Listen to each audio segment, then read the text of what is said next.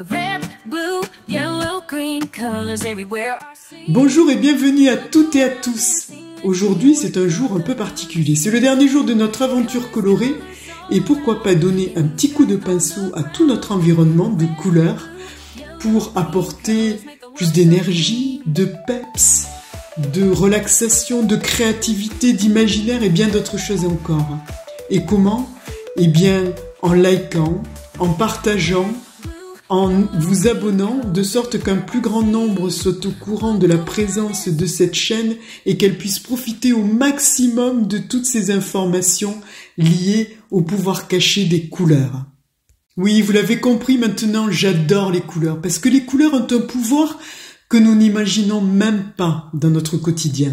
Alors je vous rappelle tout simplement que vous pouvez toujours passer votre test de personnalité de couleur et de style dans le cadre d'un programme sur mesure comme Colore ton job en zen. Qui sait, cela pourrait bien révéler des facettes insoupçonnées de votre personnalité, ou même dans le cadre d'un autre programme sur mesure que je vous propose. Dans tous les cas, vous avez aussi la possibilité de réserver un appel découverte de 30 minutes. Et maintenant, eh bien, quelle est la couleur comme langage émotionnel ? Parlons de ce qui nous lie tous, la couleur. Comme l'a si bien dit Henri Matisse, la couleur doit être pensée, rêvée, imaginée. Vous voyez, la couleur est notre premier système d'alerte. Elle nous parle dans un langage que nous comprenons instinctivement, le langage des émotions.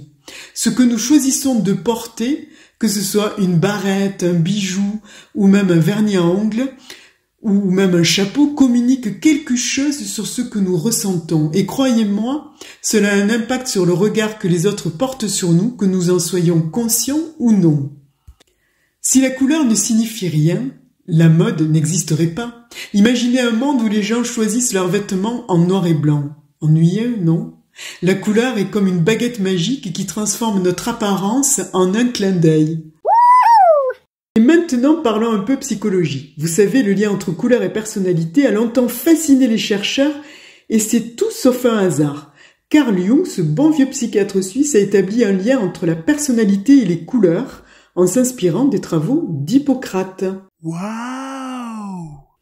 Jung divise les 4 tempéraments en types de personnalité en lien avec la couleur et s'en sert pour expliquer les motivations internes du comportement humain. Rouge feu, positif, déterminé, téméraire, sûr de soi. Ce sont les leaders qui sont motivés par le défi et l'action. Jaune, jaune soleil, joyeux, exaltant, fougueux, enthousiaste. Ce sont les expressifs, toujours à la recherche de reconnaissance sociale. Bleu, froid. Pas de parti pris, objectif, neutre, analytique, obsédé par les détails. Et le vert terre, calme, tranquille, apaisant, réconfortant, ce sont les pacifistes en quête d'harmonie. Dans les entreprises, il y a une méthode qui s'appelle la méthode DISC qui est utilisée, qui représente différents types de personnalités. Le rouge pour les dominants, le jaune pour les influents, le vert pour les stables et bleu pour les conformes. Mais attention, cette approche peut donner des informations, mais elle ne fait pas tout. Alors prenons-la avec un grain de sel ou peut-être un peu de paprika pour la couleur. Et ne pensons pas que ce lien entre couleur et émotion s'arrête aux psychologues. Des artistes comme Vassily Kandinsky ou Yves Klein ont exploré le pouvoir émotionnel des couleurs. Kandinsky associait des couleurs à des formes spécifiques, tandis qu'Yves Klein a créé son propre bleu Klein, censé évoquer l'infini.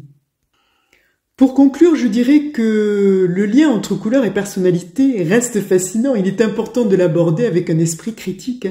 Les couleurs influencent notre humeur et nos perceptions, mais elles ne définissent pas notre personnalité de manière simpliste.